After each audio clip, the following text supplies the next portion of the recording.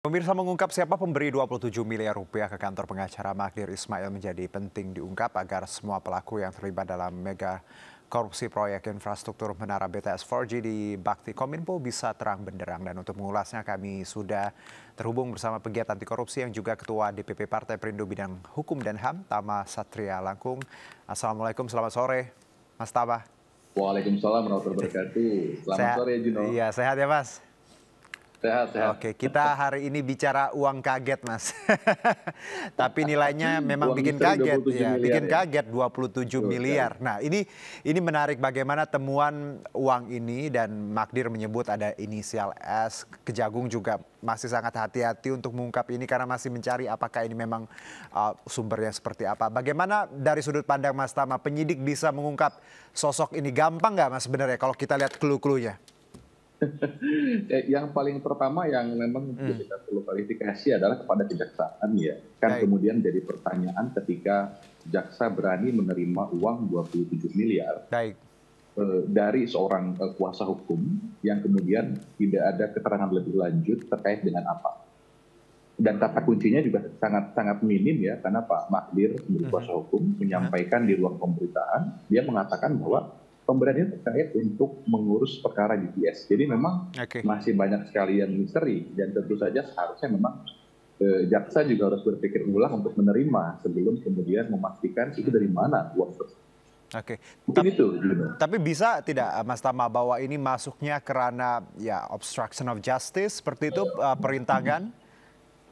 Ya, semua kemungkinan masih sangat terbuka ya. Mengingat informasinya pun juga sangat minim, tetapi wujudnya ada, uangnya ada.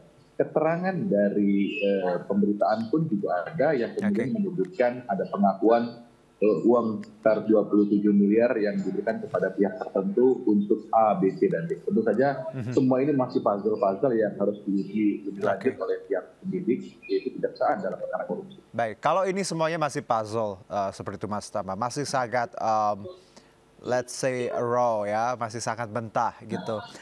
Apa yang bisa menjadi pintu masuk untuk penyidik agar bisa mengungkap 27 miliar ini tadi dari siapa? Kalau dari sudut pandang Mas Tama? Ya, ada dua jalur ya. Jalur yang pertama tentu saja pemeriksaan pendalaman terhadap Pak Magdir Ismail sebagai kuasa hukum itu menjadi sangat penting dan urgent. Paling tidak dia harus menyebutkan inisial S yang kemudian sudah disebutkan oleh Pak Magdir ya, didalami diterimanya kapan, oleh siapa, apakah ada janjian terlebih dahulu, apakah tiba-tiba ke kantor terus ngasih uang, dan lain-lain. Tentu saja ini kan juga masih menjadi misteri. Yang pada intinya adalah kita harus memastikan siapa penghubungnya, siapa yang memberikan itu. Dari rute yang kedua, gimana? Silakan Mas Tama, yang kedua. Ya, rute yang kedua tentu saja harus berjalan menggunakan dasar-dasar yang sudah didapatkan oleh pihak kuasa hukum, terutama juga oleh kejaksaan ya, dan kejaksaan maksud saya sudah ada pemeriksaan terhadap pihak, terhadap yang lain-lain terkait dengan pengakuan uang yang diberikan kepada pihak tertentu yang nilainya sebetulnya sama dengan yang kemudian dikembalikan. Itu kan sudah terlihat juga ada nama-nama. Yang tentu saja dua jalur ini juga harus didalami semua keterangan informasinya oleh pihak kejaksaan. Sehingga perkara ini bisa berjalan tidak hanya bicara soal yang hari ini disebutkan saja dalam surat dakwaan, tetapi bisa berkembang lebih baik lagi. Mas Tama, dengan pengembalian uang 27 miliar yang ya sangat besar ini, apakah ini dapat meringankan posisi Irwan sendiri? Ada pertimbangan itu juga yang tentunya nanti dipikirkan penyidik seperti itu? Iya, tentu lagi-lagi ya. Ini prosesnya berjalan secara pro justisia. Ada istilah namanya due process of law. Jadi penyidik, kemudian penuntut, tersangka, kuasa hukum, saksi, semua itu harus mengembalikan dalam konteks proses hukumnya yang kemudian sudah ada. Nah, sekarang pertanyaannya, Pak Magdir ngasih uang 27 miliar untuk apa?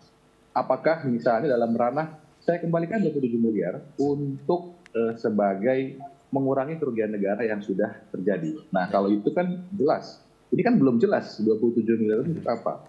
Jadi memang kemungkinannya masih sangat banyak sekali Dan kita juga perlu ingat dalam Undang-Undang Tindak Pidana Korupsi, yang namanya pengembalian kerugian negara itu tidak menghapus unsur pidana. Jadi boleh jadi akan jadi pertimbangan meringankan, tetapi itu tidak menghapus unsur pidana. Itu yang kemudian tidak menghapus unsur pidana, tapi bisa meringankan? Betul sekali. Ya, itu akan jadi pertimbangan bagi jaksa, termasuk hakim ya dalam proses persidangan. Tetapi lagi-lagi itu tidak menggugurkan. Apalagi kalau kita bicara soal kerugian negaranya ada 28 triliun lebih ya, kemudian kita baru lihat angka 27 miliar yang dikembalikan yang kemudian juga belum jelas apa itu. Betul. Karena kalau kita compare dengan kerugian triliunan dengan 27M tidak sangat 0,0 sekian ya, Mas Tama.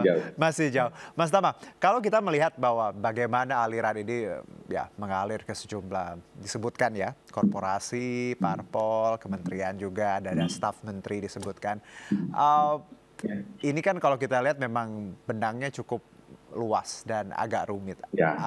Mas Tama yakin tidak bahwa ini bisa terungkap setelah kita melihat temuan-temuan yang bahwa tidak 1-2 staf menteri gitu, ada beberapa yang lain yang juga menerima katanya Mas Tama. Saya sangat yakin ya, tapi lagi-lagi semua itu tergantung pada jaksa. Jaksa ini mau seberapa serius menerapkan undang-undang tindak pidana pencucian uang, karena kita lihat dari dakwaan yang sudah dibacakan itu ada 3 terdakwa yang pakai pencucian uang, itu baru 1 terdakwa. Artinya akan bicara soal aliran dana dari orang itu saja, belum yang lain-lainnya. Tapi lagi-lagi peluangnya sangat terbuka karena jaksa pakai TPPU. Jadi secara prinsip orang yang nggak korupsi pun sepanjang dia menikmati, menerima, menyimpan, mengubah asal-usul, tentu saja dia bisa menjadi subjek yang bisa dipidana menurut undang-undang TPPU.